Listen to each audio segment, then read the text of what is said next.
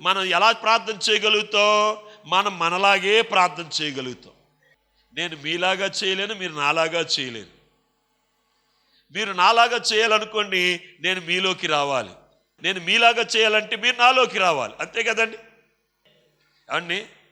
మీ ప్రార్థన మీ మనస్సు ఎలాగ చెప్తే, ఎలాగ నడిపిస్తే అలా మీరు ప్రార్థన చేస్తారు.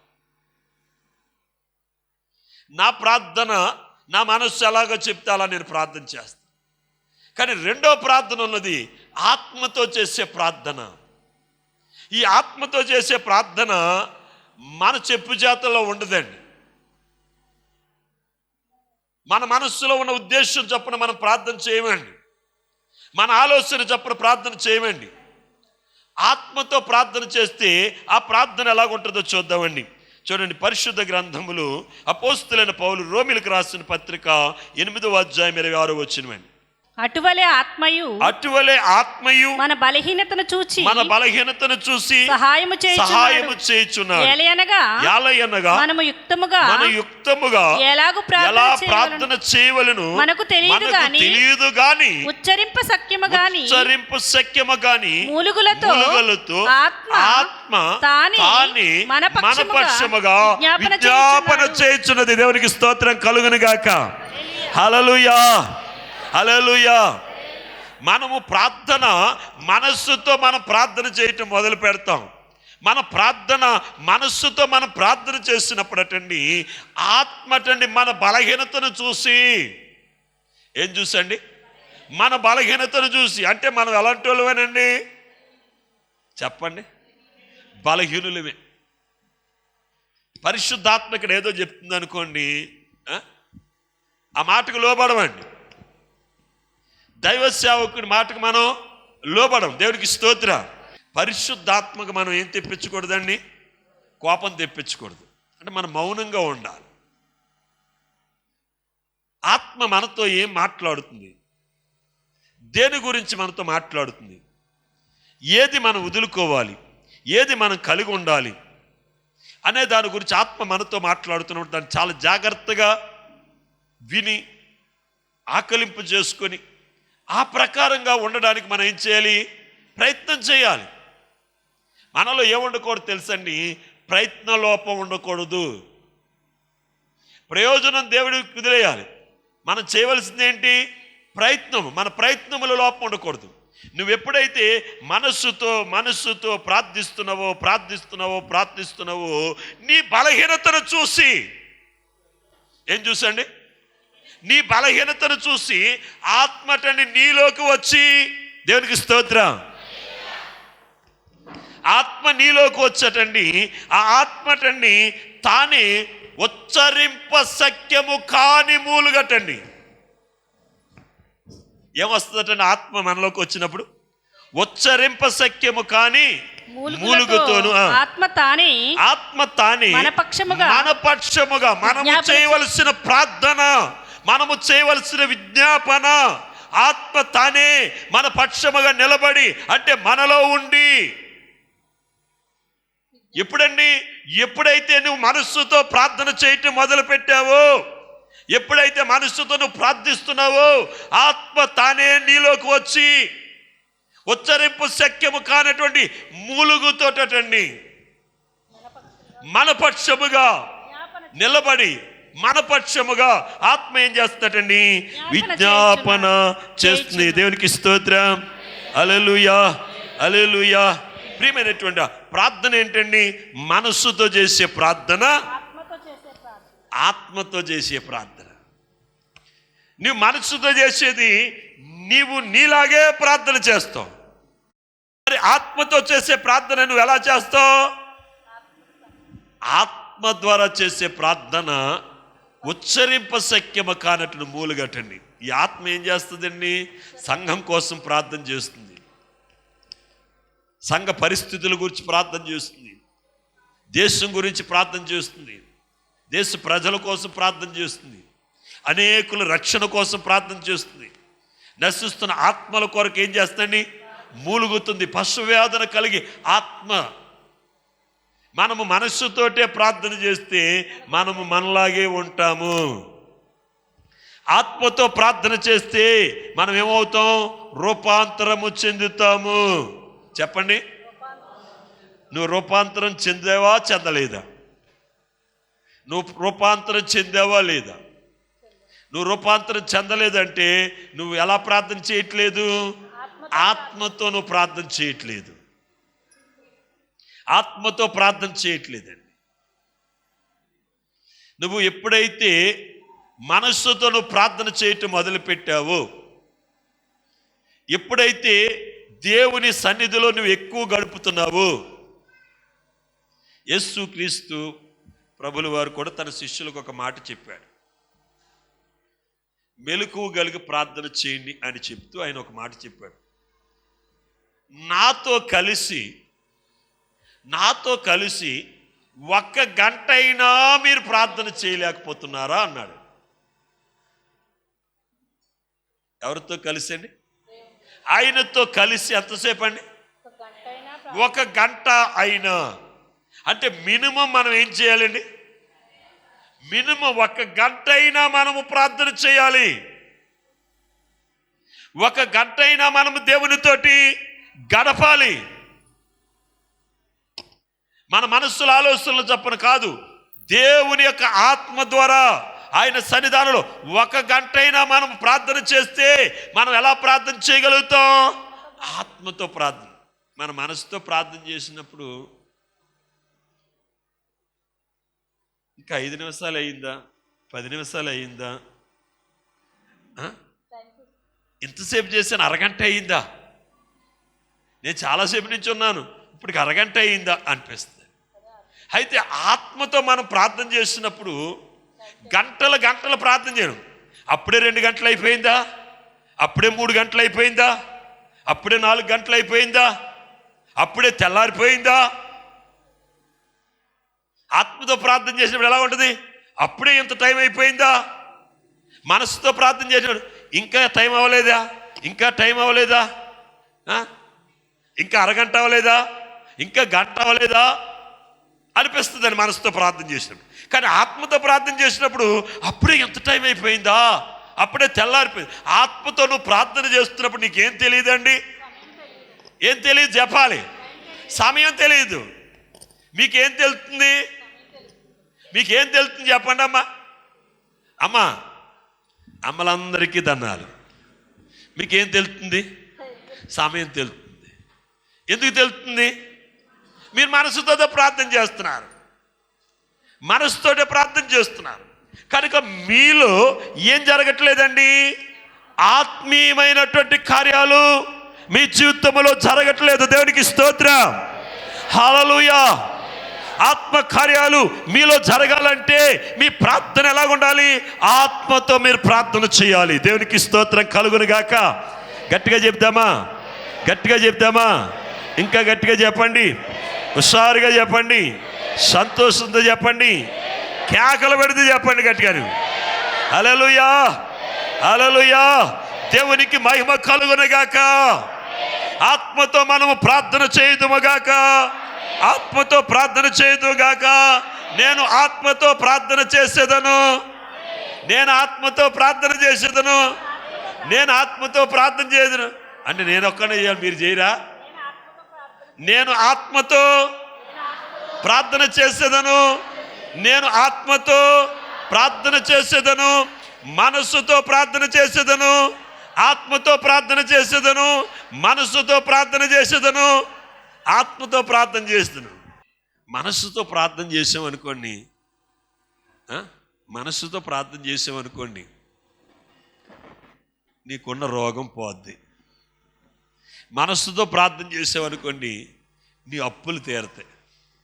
మనస్సుతో ప్రార్థన చేసామనుకోండి, మీ బిడ్డలకు ఉద్యోగాలు వస్తాయి. మనస్సుతో ప్రార్థన చేసామనుకోండి, నీ పొలం బాగా పండుతుంది. ఇవన్నీ నీ ఉద్దేశాలు. అంటే నీ అభిష్టమును దేవుడు మనస్సుతో ప్రార్థన చేస్తే దాన్ని ఏం చేస్తాడు? సఫలపరుస్తాడు. మరి ఆత్మతో ప్రార్థన చేస్తే ఏం జరుగుతుంది? ఆత్మతో మనం ప్రార్థన చేస్తున్నప్పుడటండి మరి ఏం జరుగుతుందో పరిశుద్ధ గ్రంథంలో మనం చూద్దాం. ఆ రెఫరెన్స్ కూడా మీకు చూపిస్తా. ప్రియమైనటువంటి వాళ్ళరా, ప్రభు అయినటువంటి యేసుక్రీస్తు ప్రభుల వారు యొర్దాను నదిలో బాప్తిస్మము పొందటానికి వచ్చాడు. ఆయన రాకముందు మరి అనేక మంది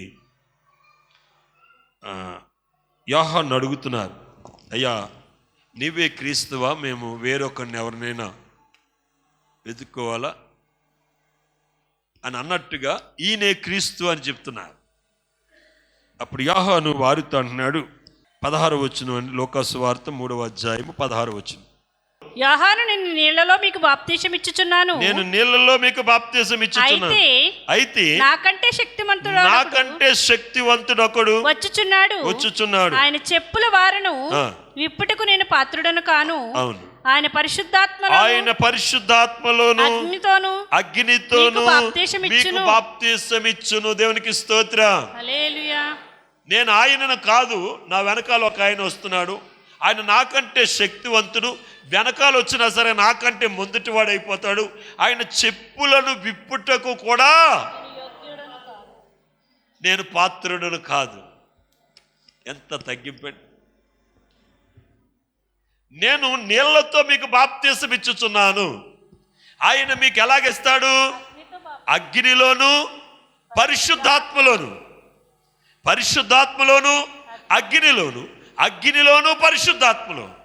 అంటే ఆయన ఇచ్చే బాప్తిసం ఏ బాప్తిసం అండి? పరిశుద్ధాత్మ బాప్తిసం అండి. యేసు క్రీస్తు ద్వారానే మనం ఏం పొందుకోగలుగుతాం? ఆత్మను పొందుకోగలుగుతాం. మనము మనస్సుతో ప్రార్థన చేస్తే ప్రభువు మనలోనికి ఎవరు పంపిస్తాడు? పరిశుద్ధాత్మను పంపిస్తాడు.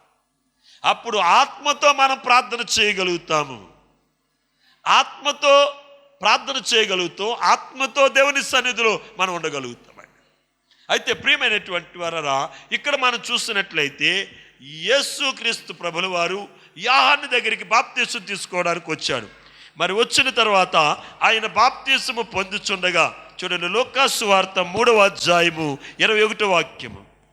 ప్రజలందరూ బాప్తీసం పొందినప్పుడు యేసు కూడా బాప్తీసం పొంది ప్రార్థన చేయుచుండగా ఆకాశము తెరువబడి పరిశుద్ధాత్మ శరీరాకారముతో పావురం వలె ఆయన మీదకి దిగి వచ్చెను. అప్పుడు నీవు నా ప్రియకుమారుడవు, నీ యందు నేను ఆనందించుచున్నానని ఒక శబ్దము ఆకాశములో నుండి దిగి వచ్చెను. దేవునికి స్తోత్రం. హల్లెలూయా, హల్లెలూయా.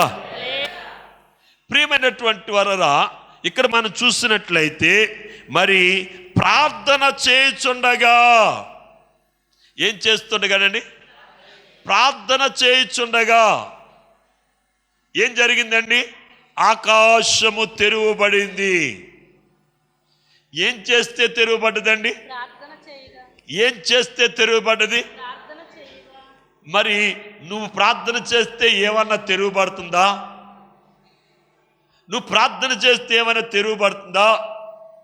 మన ప్రార్థన ద్వారాలను ఏం చేయాలండి? గట్టిగా చెప్పండి. ద్వారాలు తెరువబడాలి. ఆత్మతో మనం ప్రార్థన చేస్తున్నప్పుడు ద్వారాలు ఏమవుతాయండి? తెరువబడతాయి. ఇప్పుడు ద్వారాలు ఎలాగున్నాయండి? ముయ్యబడినవి. నీ కోసము ద్వారాలు తెరువబడాలి, నా కోసము ద్వారాలు తెరువబడాలి. నీ కోసము తెరవబడాలంటే నువ్వేం చేయాలి? నా కోసం తెరవబడాలంటే నేనేం చేయాలి? ఆత్మతో ప్రార్థన చేయాలి. ఎలా ప్రార్థన చేయాలి? ఆత్మతో మనం ప్రార్థన చేయాలి. ఎప్పుడైతే ఆత్మతో మనం ప్రార్థన చేశామో అప్పుడు ఏ ద్వారాలు? పరలోక ద్వారాలు. మనం ప్రార్థన చేస్తే ఏం తెరబడుతున్నాయండి? చెప్పండి. ఏం జరగట్లేదు. నిన్న తలపోటు వచ్చింది, ప్రార్థన చేస్తే తగ్గింది. నిన్న జ్వరం వచ్చింది, ప్రార్థన చేస్తే తగ్గింది. అంతే కదా. మరి మన ప్రార్థన ఎలాగ ఉండాలి? పరలోకం తెరువబడాలి. ఇక్కడ వారు ప్రార్థన చేయుచుండగా పరలోకము తెరువబడటండి. అక్కడ నుండి ఎవరు వచ్చారటండి? ఆత్మ, పరిశుద్ధాత్మ. నీ ప్రార్థన పరలోకాన్ని తెరిస్తే నీలోకి ఏమొస్తుంది? దేవునికి స్తోత్రం. నువ్వు ప్రార్థన చేస్తే నీ ప్రార్థన పరలోకము తెరువబడాలి.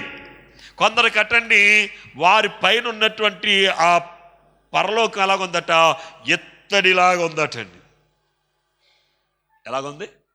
ఎత్తడిలాగా ఉందటండి. అంటే అంత స్ట్రాంగ్గా మూసుకుపోయింది. మరి ఆ పరలోక ద్వారాలు తెరువబడాలంటే నువ్వేం చేయాలి? ప్రార్థన. ఏం చేయాలి? ప్రార్థన. ఇక్కడ వారు ప్రార్థన చేయుచుండగానటండి పరలోకము తెరువబడటండి. ఆత్మ మనిషాకారములో, ఏ ఆకారం అండి?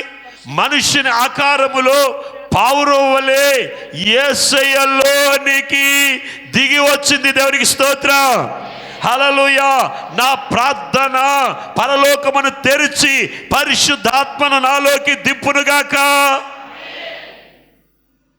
నేను చెప్పిన మాట చెప్తారా? నా ప్రార్థన పరలోక ద్వారాలను తెరిచి ఆత్మ నాలోకి దింపునుగాక. ఎంత బాగుందండి మాట, ఎంత బాగుంది. దేవునికి స్తోత్రం. హల్లెలూయా. ఆత్మ నీలోకి వచ్చినప్పుడు నీవేం పొందుకుంటావు? శక్తిని పొందుకుంటావు. ఆత్మ నీలోకి వచ్చినప్పుడు నీవు బలాన్ని పొందుకుంటావు. ఆత్మ నీలోకి వచ్చినప్పుడు నువ్వు చెప్పనశక్యము కానటువంటి, వశింపశక్యము కానటువంటి మాటలతో దేవుణ్ణి నువ్వు ఆరాధించగలుగుతావు, దేవుణ్ణి నువ్వు స్తుతించగలుగుతావు, దేవుణ్ణి నువ్వు గణపరచగలుగుతావు. అది దేని ద్వారా జరుగుతుందండి? పరిశుద్ధాత్మ. అంటే ప్రార్థన ఏం తెరవాలండి? ప్రార్థన ఏం తెరవాలి? పరలోక ద్వారాలను తెరవాలండి. ఇక్కడ యేసయ్య వారు కలిసి చేసిన ప్రార్థన. యేసయ్య కూడా ఏం చేస్తున్నాడండి? వారితో కలిసి ప్రార్థన చేస్తున్నారు. అక్కడ రాయబడి మాట చూడండి. వారు ప్రార్థన చేయుచుండగా ఏం చేయుచుండగానండి? ప్రార్థన చేయి. మనలో పరిపూర్ణత రావాలంటే మనలో ఏం రావాలి? స్పిరిచువల్ కదలిక రావాలి. మనలో ఒక కదలిక రావాలి, మనలో ఒక మూమెంట్ రావాలి, మనలో ఒక చేంజ్ రావాలి. అది జరిగినప్పుడే పరిశుద్ధాత్మను మనము పొందుకోగలుగుతాము. దేవునికి స్తోత్రం. హల్లెలూయా. ఇక్కడ మనం చూస్తుండగా ప్రార్థన చేయుచుండగా ఆకాశము తెరువబడి ఏం జరిగిందటండి? మొదటి కార్యము ఆకాశము తెరువబడింది. పరిశుద్ధాత్మ మొదటి కార్యము నీ ప్రార్థన మూయబడినటువంటి ఆ పరలోక ద్వారాన్ని తెరిచేదిగా ఉండాలి. ఆకాశము తెరువబడిందటండి. ఆకాశము తెరువబడిన తర్వాత పరిశుద్ధాత్ముడు దిగి వచ్చాడట. దేవునికి స్తోత్రం. ఆత్మ దిగి వచ్చిందటండి. ఎలా దిగి వచ్చిందట తెలుసండి? మనుష్య కుమారుని ఆకారములు దిగి వచ్చిందటండి. ఆత్మండి ఆకారం అండి, మనుష్య కుమారుని యొక్క ఆకారములు దిగి వచ్చిందట. ఎప్పుడైతే పరిశుద్ధాత్మను మనం పొందుకున్నామో మనం ఎలా చేయగలుగుతామో తెలుసండి? ఉచ్చరింప శక్యము కాని మూలుగలతోటి మనలో ఉన్న ఆత్మ మన పక్షముగా విజ్ఞాపనము చేయుచున్నది. దేవునికి స్తోత్రం. మనల్ని పరలోకం తీసుకెళ్లేది ఏంటండి? పరిశుద్ధాత్మే కదండి. మనల్ని నడిపించేది పరలోకానికి. సిద్ధపరిచేది ఎవరండి? పరలోకానికి మనల్ని సిద్ధపరిచేది పరిశుద్ధాత్మ. మనం సిద్ధపరచాలంటే పరిశుద్ధాత్మ ఎక్కడ ఉండాలి? మనలో ఉండాలి. మనం చేసే ప్రార్థన మనస్సుతో చేసే ప్రార్థన, ఆత్మతో చేసే ప్రార్థన. ఎప్పుడైతే ఆత్మతో మనం ప్రార్థన చేస్తున్నామో దేవుడు మనకి కొన్ని అమూల్యమైనటువంటి దర్శనాలు, పరలోక సంబంధమైన, భూలోక సంబంధమైనవి, మన జ్ఞాపకంలో లేని అంశాలను కూడా దేవుడు మనకి ఏం చేస్తాడండి? జ్ఞాపకం చేస్తాడు. మన జప్తికి రాని విషయాలను కూడా దేవుడు ఏం చేస్తాడండి? మనకి జ్ఞాపకం చేస్తాడు. దేవుడు కూడా ఎక్కడ ఉండాలని కోరుకున్నాడు తెలుసండి? మనలో ఉండాలని కోరుకుంటాడు. మీ దేహము దేవుని ఆలయమని మీరు ఎరగరా? మీలో పరిశుద్ధాత్ముడు నివసిస్తున్నాడని మీరు ఎరగరా? అంటే పరిశుద్ధాత్ముడు ఎక్కడ ఉండాలని దేవుడు కోరుకున్నాడు? మనలో నివసించాలని కోరుకున్నాడు. ఆత్మ నాలో ఉన్నది, నా శరీరం ఎలాగుంటే ఏంటి అని మీరు అనుకుంటే దేవుని ఆలయమును పాడు చేసేవాడిని దేవుడు. మీలో చాలా మంది అనుకుంటారు కదా, శరీరం మట్టిలో కలిసిపోతుంది కదా. ఎక్కడ కలిసిపోతుంది? మట్టిలో కలిసిపోతుంది కదా. శరీరం శుభ్రంగా లేకపోతే, ఆత్మ ఒక్కటే శుభ్రంగా ఉంటే సరిపోదు, శరీరం కూడా ఎలాగ ఉండాలని చెప్పాలి. శరీరం కూడా ఎలాగ ఉండాలి? పరిశుభ్రంగా ఉండాలి. ఆత్మతో పాడుదును, మనస్సుతో పాడుదును. ఆత్మతో పాడుదను, శరీరముతో పాడుదను. దేవునికి స్తోత్రం. మనస్సు అనేది దేనికి సంబంధించింది? శరీరానికి సంబంధించింది. ఆత్మ అనేది అంతరంగానికి సంబంధించింది. మనలో ఎవరు నివసించాలని కోరుకున్నారు? దేవునికి స్తోత్రం. హల్లెలూయా, హల్లెలూయా. ఇక్కడ రెండు అనుభవాలు. ఒకటి, మన ప్రార్థన మనస్సుతో చేయాలి. రెండవది ఆత్మతో చేయాలి. మూడవ అనుభవం అండి. ఈ అనుభవం నాకు లేదు, ఈ అనుభవం మీకు లేదు, కానీ ఈ అనుభవాన్ని మనం పొందుకోవాలి. ఈ అనుభవం మనకు కావాలి. దీని కొరకు మనం ఎదురు చూస్తే తప్పనిసరిగా దేవుడి అనుభవాన్ని మనకి అనుగ్రహిస్తాడు. మనసుతో ప్రార్థన, ఆత్మతో ప్రార్థన. మూడవది ఆత్మలో ప్రార్థన. దేవునికి స్తోత్రం. హల్లెలూయా, హల్లెలూయా. ఆత్మలో ప్రార్థన. మనస్సుతో చేసే ప్రార్థన చూసాం, ఆత్మతో చేసే ప్రార్థన చూసాం. ఆత్మలో ప్రార్థన. ఆత్మలో ప్రార్థన అంటే తెలుసండి, ఎప్పుడైతే ఆత్మలో మనం ప్రార్థన చేసామో మన శరీరం ఎక్కడ ఉంటుంది, ఫిజికల్గా మనం ఎక్కడ ఉంటాం. ఆత్మతో చేసే ప్రార్థన ఏంటంటే పరిస్థితులను ప్రభు మనకి తెలియజేస్తే. ఒక్కొక్క సందర్భంలో మన మనస్సుతో ప్రార్థన చేస్తూ మొదలుపెట్టినప్పుడు కొన్ని పరిస్థితులు మనకు అనుకోకుండా మనకు దేవుడు తెలియజేస్తూ ఉంటాడు. పలానా వ్యక్తికి ఆరోగ్యం బాగోలేదు, పలానా వ్యక్తి పరిస్థితులు బాగోలేదు, పలానా వ్యక్తి సరిగా లేడు, లేకపోతే పలానా కుటుంబంలో శాపగ్రస్తమైన కుటుంబం ఉంది, ఆ శాపగ్రస్తమైన కుటుంబం కోసం నువ్వు ప్రార్థన చేయని పలానా వ్యక్తులను దేవుడు మనకి చూపించినప్పుడు మనము ఆత్మతో మనం ప్రార్థన చేయగలం. ఎందుకంటే ఆత్మ వారి యొక్క పరిస్థితిని మనకి చూపిస్తుంది. వినండి అమ్మా, ఆత్మ ఏం చేస్తుంది? వారి పరిస్థితిని మనకి చూపిస్తుంది. మరి ఈ మూడవది ఏంటంటే ఆత్మలో ప్రార్థన. ఈ ప్రార్థన మనల్ని ఎక్కడికి తీసుకెళ్తుందంటే ఆ పరిస్థితి దగ్గరికే మనల్ని తీసుకెళ్ళిపోతుంది. దేవునికి స్తోత్రం. హల్లెలూయా, హల్లెలూయా. ఎందుకు చెప్పాను అర్థమైంది ఇప్పుడు? ఆ పరిస్థితి దగ్గరికి. బైబిల్లో మనం చూసినట్లయితే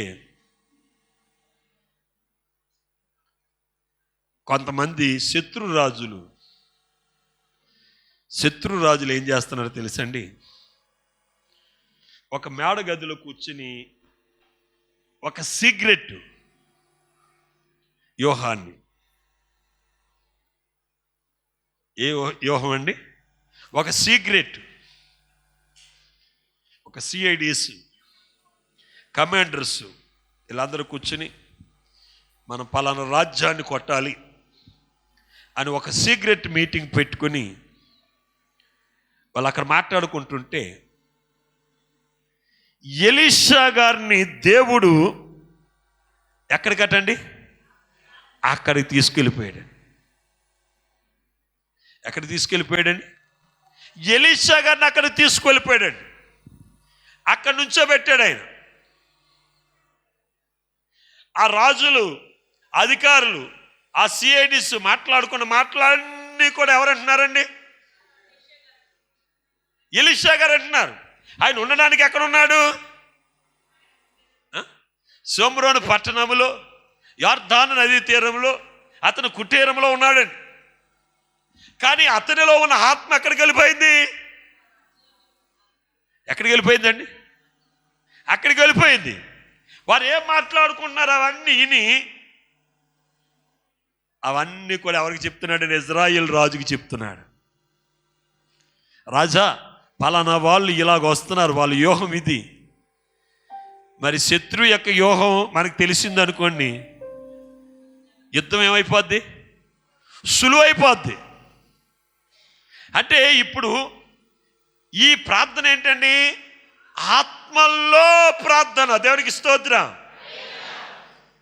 మనకి మనస్సులో చేసే ప్రార్థన తెలుసు, ఆత్మతో చేసే ప్రార్థన తెలుసు. ఈ మూడవ అనుభవాన్ని మనం పొందుకోవాలి. దేవుడు ఆ అనుభవాన్ని మీకు అనుగ్రహించునుగాక. ఆమేన్. పరిశుద్ధుడు అయిన తండ్రి, ప్రేమ కలిగిన దేవ, ఒక కొత్త ఎక్స్పీరియన్స్ మాకు దయచేస్తాం నాయన.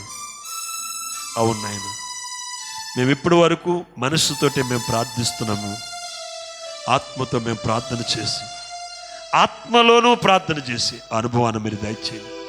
మా ప్రార్థన మూయబడిన ద్వారాలు తెరవబడినట్లుగా, ఆత్మతో మేము ప్రార్థన చేయనట్లుగా పరిశుద్ధాత్మ తండ్రిని మాలోకి మీరు పంపించండి. నేను ఆత్మ ద్వారా మమ్మల్ని మీరు బలపరచండి ప్రభునైనా.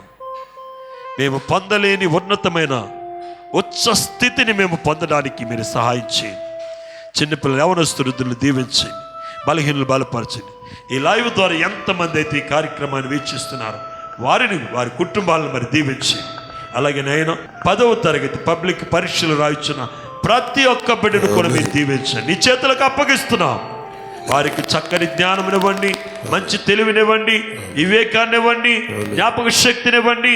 వారు పరీక్షలు రాయించుండగా మంచి ఉత్తీర్ణత మీరు దయచేసి నీ సన్నిధిలో బలమైన సాక్షులుగా మీరు నిలబెట్టుకోమని యేసు క్రీస్తు పరిశుద్ధ నామమును బట్టి ప్రార్థిస్తున్నాము తండ్రి. ఆమేన్.